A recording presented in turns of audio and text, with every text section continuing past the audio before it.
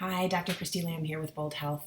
I wanted to touch base a little bit about communication with family members, partners during this time. I know I've talked a couple different times about this, but I'm always going to be sharing with you about things that I'm learning through my own life and experience and things that my patients are bringing into session.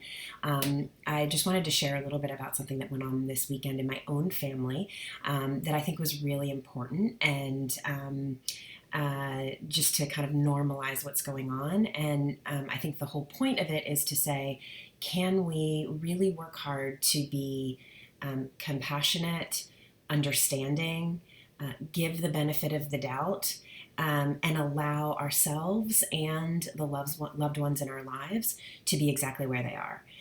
So this weekend, I am usually get everything done that I can on the weekend.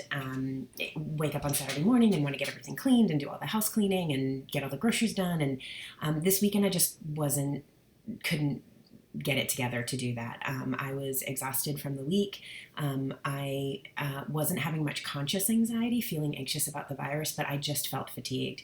And so I made a conscious decision to try to really pull back and really be present with my kids, do some like silly art projects with them that took no prior prep or anything like that. I took a nap with my daughter in the afternoon. My husband was on a totally different wavelength. His anxiety had him wanting to clean the entire house, like Lysol, vacuum, like deep cleaning that we hadn't done in quite some time. And so we were on really different pages. And there was a very small amount of communication about what each of us wanted. At the beginning of the weekend, we try and talk about, what are your goals for the weekend? What do you want to make sure you get done? And for me, it was like, I'd like to try and, get on the bike once. But my energy was really low.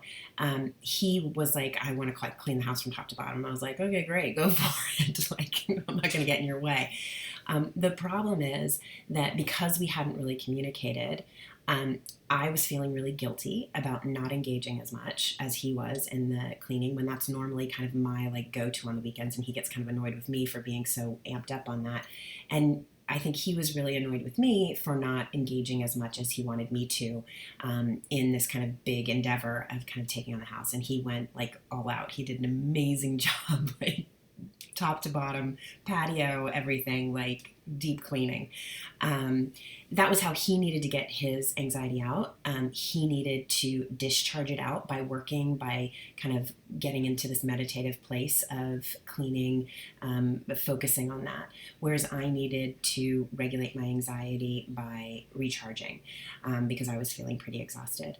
By Sunday night, we were both pretty annoyed with each other, and I think mine was really projecting my own guilt, and he was projecting his own frustrations onto me about everything that was going on. And Sunday night, I was like, why are you being so snippy? What's going on?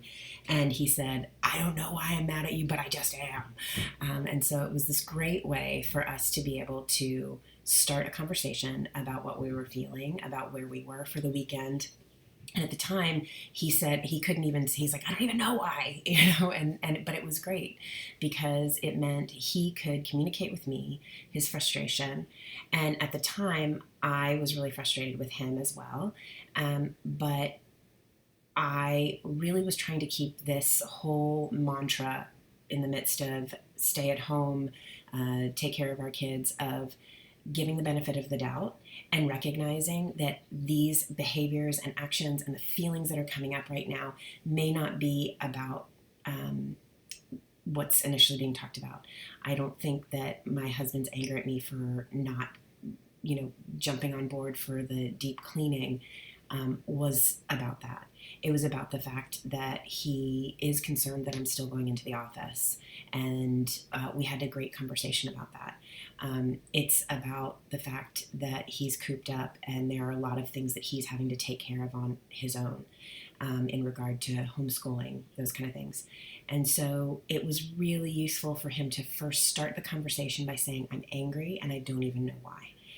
I was able to say, hey, I know I'm usually that person who's doing that, but I didn't communicate with you that I was feeling really depleted and was trying to give myself some space to do that. And then I got angry at you because I was taking on what you were putting at me. And then I was, creating this whole story in my head that you don't want me to rest. You want me to, right, which is completely not true. Right. So I think that this is a great example of over communicating. We did not communicate enough at the beginning of the weekend.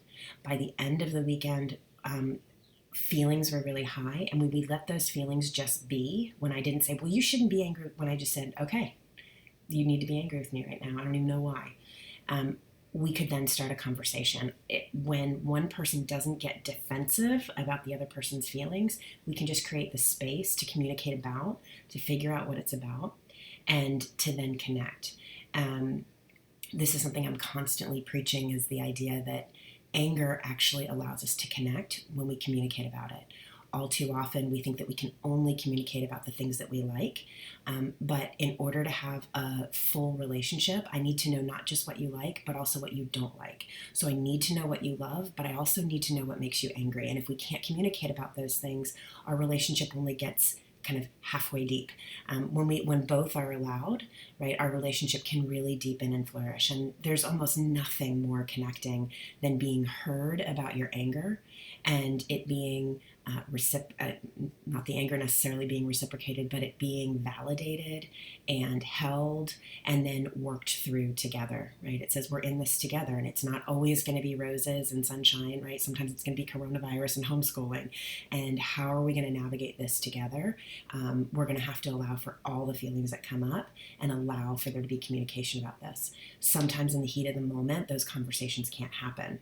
We need some space to pause. And so the piece I left out about this story from this weekend is that initially I had to say, okay, I can be your whipping post right now.